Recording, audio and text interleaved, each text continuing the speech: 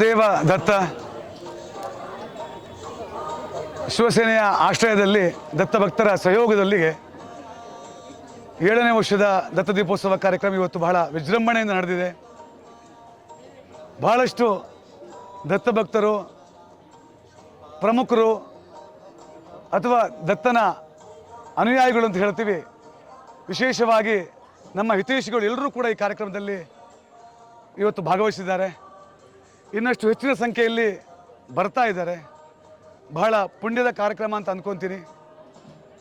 7ನೇ ವರ್ಷ ಅಂತ ಹೇಳಿದ್ರೆ ಸತತವಾಗಿ 7ನೇ ವರ್ಷದಿಂದ ವರ್ಷಕ್ಕೆ ಇದೊಂದು ವಿಶೇಷ ಕಾರ್ಯಕ್ರಮವಾಗಿ ರೂಪುಗೊಳ್ತಾ ಇದೆ. ಮಂಗಳೂರಿನಲ್ಲಿ ದತ್ತ ದೀಪೋತ್ಸವ ಅಂತ ಹೇಳಿದರೆ ಭಾಳ ವಿಶೇಷ ಕಾರ್ಯಕ್ರಮವಾಗಿ ಇದು ರೂಪುಗೊಳ್ತಾ ಇದೆ.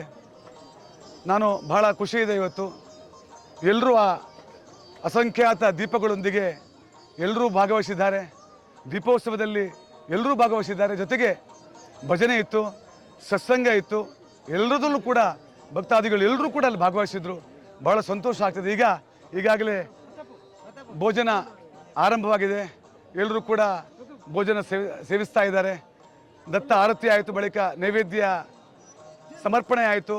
ನೈವೇದ್ಯ ಎಲ್ಲರಿಗೂ ಕೂಡ ಅರ್ಪಣೆ ಕೂಡ ಆಯಿತು.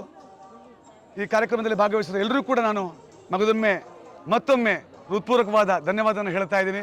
ನಾವೆಲ್ಲರೂ ಕೂಡ ಸೇರಿ ಮಾಡುವಂಥದ್ದು ಒಬ್ಬನ ಪ್ರಯತ್ನ ಇದಲ್ಲ, ನೇತೃತ್ವ ನಮ್ಮದಾಗಿದ್ದರೂ ಕೂಡ ವಿಶೇಷವಾಗಿ ಎಲ್ಲರೂ ಕೂಡ ಸೇರಿ ಈ ಕಾರ್ಯಕ್ರಮವಾಗುವಂಥದ್ದು, ಎಲ್ಲರೂ ಸೇರಿ ಈ ಕಾರ್ಯಕ್ರಮ ಮಾಡುವಂಥದ್ದು ಇದೊಂದು ಅಪ್ಪಟ ಭಕ್ತಿಯ ಪ್ರತೀಕ. ಇದು ದೇವರಲ್ಲಿ ನಾವು ಪ್ರಾರ್ಥನೆ ಮಾಡೋದು ಇಷ್ಟೇ, ಗ್ರಾಮ ಸುಭಿಕ್ಷೆ ಆಗಲಿ, ಎಲ್ರಿಗೂ ಒಳಿತಾಗಲಿ. ಇದರಲ್ಲಿ ಯಾರೆಲ್ಲ ಈ ಕಾರ್ಯಕ್ರಮದಲ್ಲಿ ಭಾಗವಹಿಸಿದ್ದೀರಿ, ಯಾರೆಲ್ಲ ನೀವು ದೇವರ ದರ್ಶನವನ್ನು ಪಡೆದಿದ್ದೀರಿ, ಎಲ್ರಿಗೂ ಸುಭಿಕ್ಷೆ ಆಗಲಿ, ಎಲ್ರಿಗೂ ಒಳ್ಳೆಯದಾಗಲಿ ಅಂತ ಹೇಳುವಂಥ ಮಾತನ್ನು ಹೇಳ್ತಾ ನನ್ನ 2 ಮಾತುಗಳನ್ನು ಮುಗಿಸ್ತಾ ಇದ್ದೇನೆ. ಜೈ ಶ್ರೀ ಗುರುದೇವದತ್ತ.